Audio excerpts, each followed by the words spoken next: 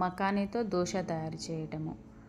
1 tea cup అంత శనగపప్పు, 1 tea cup అంత మినపప్పు, 1 టీ కప్ అంత మకానీ. హెల్త్కి అయితే చాలా మంచిది, దీంట్లో ఫైబర్ ఉంటుంది, కాల్షియం కూడా ఉంటుందండి.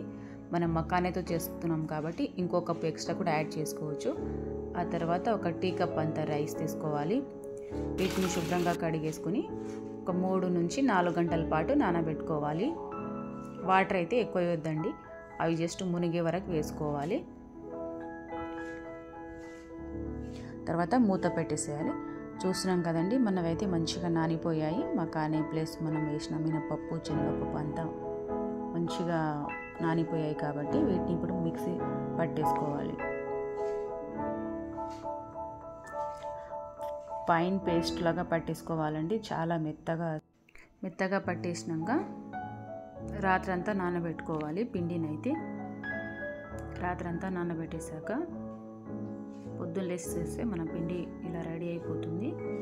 తర్వాత పెంచు పెట్టుకొని వేడి చేసుకొని దానిపైన ఒక స్పూన్తో మనం పిండి వేసుకోవాలి. పల్చగా వేసుకోవద్దండి, మన దోశనైతే మందంగా వేసుకోవాలి. పల్చగా వేసుకుంటే దోశ అంటుకుపోతుంది పెంచుకు, కాబట్టి మందంగా వేసుకుంటే అంటుకోపోకుండా మనకు తీయడానికి ఈజీగా అవుతుంది. చూస్తున్నారు కదండి, మన దోశ అయితే మంచిగా ఫ్రై అవుతుంది. చాలా సాఫ్ట్గా స్మూత్గా బాగుంటుందండి. ఒకసారి మీరు కూడా ట్రై చేయండి. చూస్తున్నారు కదా, మన దోశ మంచిగా ఫ్రై అయిపోతుందండి. చూస్తున్నారు కదా, మన దోశ అయితే రెడీ అయిపోయింది. మకానీ దోశ చాలా మంచిది హెల్త్కి అయితే. మీరు కూడా ఒకసారి ట్రై చేయండి. ఆ తర్వాత ఈ దోశకు నేనైతే అప్పటికప్పుడు ఇన్స్టెంట్గా ఒక చట్నీ రెడీ చేస్తున్నా. 2-3 మిరపకాయలు, కొంచెం పల్లీలు, కొంచెం పుట్నాలు, తర్వాత కరివేపాకు, తర్వాత తురిమిన కొంచెం కొబ్బరి, వెల్లుల్లి, ఉప్పు, వాటర్ వేసుకొని మిక్సీ పట్టేసుకోవాలి. ఆ తర్వాత తాలింపు కోసం ఆయిల్ వేసేసి తాలింపు గింజలన్నీ వేసేసేయాలి. తర్వాత కాస్త పసుపు కూడా వేసుకోవాలి.